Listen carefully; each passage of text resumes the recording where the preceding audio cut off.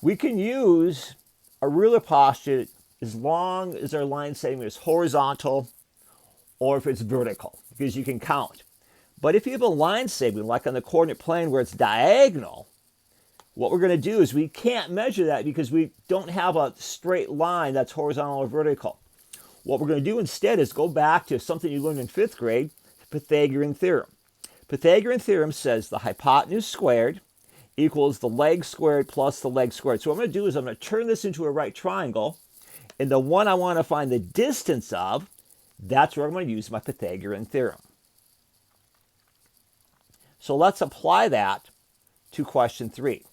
I want to use Pythagorean theorem. I want to find the distance between point D, which is at 3/4. So I'm going to go up here. I'm going to label D is at 3. D is at 3 and 4.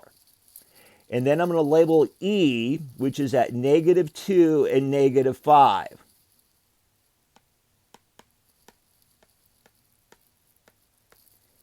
What I'm going to do is I'm going to connect those 2 points. When I connect those 2 points, now I'm going to make this into a right triangle. I don't care how you do it, but I like to draw the vertical. I'm going to draw the vertical down from D. So I'm going to draw a straight line down from D until it's even with E. And then from E, I'll draw a line over. Now I could have, just to show you, let me change pen colors here so you can see the difference. I could have drawn a line over from D and then drawn the line down to E, and that's also a right triangle. It doesn't matter how you do it.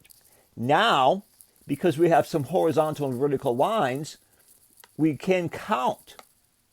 So from E to D horizontally, I'm going from -2 to +3. So that's 3 minus a -2, so that distance is 5.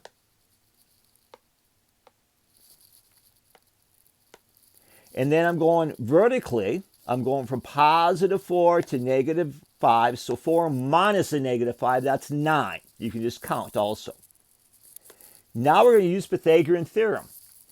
Pythagorean theorem, since it might have been a while since you did it, I suggest you write down the formula. So hypotenuse squared equals leg squared plus leg squared.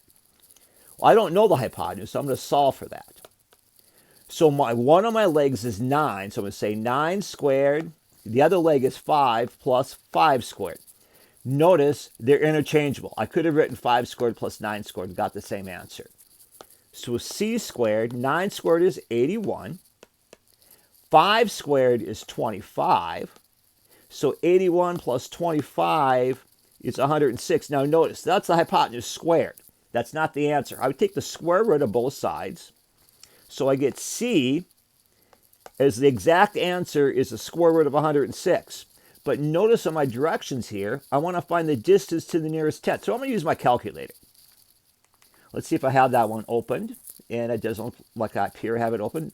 So I'm going to use my decimals calculator. And the square root key, as soon as it opens up. Oh, I got the... So my square root key is in the second column, or is in the first column, second row. So I'm going to take the square root of 106. And I went too far there, 106. Notice that answer is 10.295. I want to round it to the nearest 10th, so I look at the 2. I look at the one to the right of 0.2. That's 9. So I'm going to round up. Anything that's 5 or bigger, we're going to round up. So we're going to say my distance is about 10.3. And what I like to do is I like to put a wavy equal sign to tell me that means I'm approximating it. This is a rounded answer, so I'm going to say 10.3. And there's our answer. Then circle your answer.